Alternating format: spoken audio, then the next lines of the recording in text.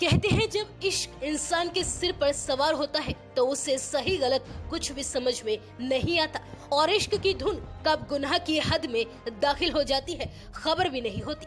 ऐसा ही एक फौजी के साथ हुआ जब उसने अपनी प्रेमिका के इश्क में पड़कर अपनी ही बीवी पर ऐसा सितम किया कि सुनने वालों के भी रोंगटे खड़े हो गए। सोचिए अगर किसी इंसान का हाथ सिलाई मशीन से सिल दिया जाए तो कैसा लगेगा।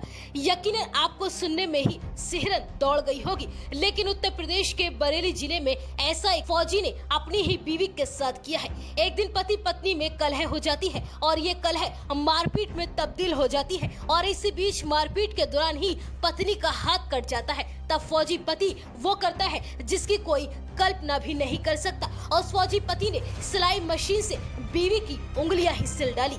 गर्लफ्रेंड के प्यार में पागल हो चुके फौजी को सही गलत कुछ भी समझ में नहीं आया और उसने इस हैवानियत को अंजाम दे डाला। दरअसल बरेली के ही हाफिजगंज के गांव में रहने वाले नारायण लाल की लड़की नीलम की शादी गांव के ही एक फौजी मुकेश के साथ मई 2021 में हुई थी। उन दोनों का 8 महीने का एक बेटा भी है। बताया जा रहा है इस दौरान मुकेश के किसी दूसरी महिला के साथ अवैध संबंध हो गए। हालात यहां तक पहुंच गए कि मुकेश उस महिला के साथ शादी करने की जिद करने लगा और इसी बीच मुकेश 12 मई को छुट्टी पर घर आ गया। लेकिन आते ही उसने अपने घर में कलह और मारपीट का सिलसिला शुरू कर दिया और इसी बीच एक रोज फौजी मुकेश ने धारदार हथियार से अपनी पत्नी नीलम पर हमला किया जिससे उसका हाथ बुरी तरह से कट गया।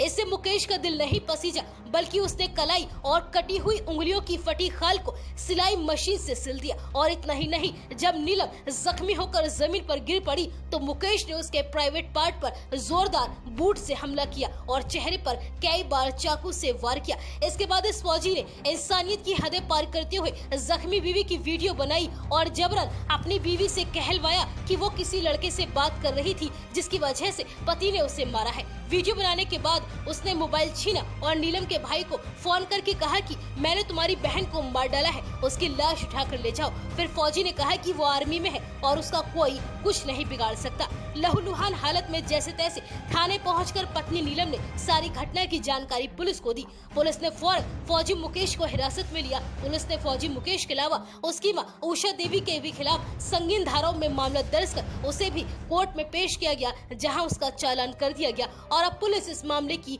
आगे की जांच में जुटी हुई है।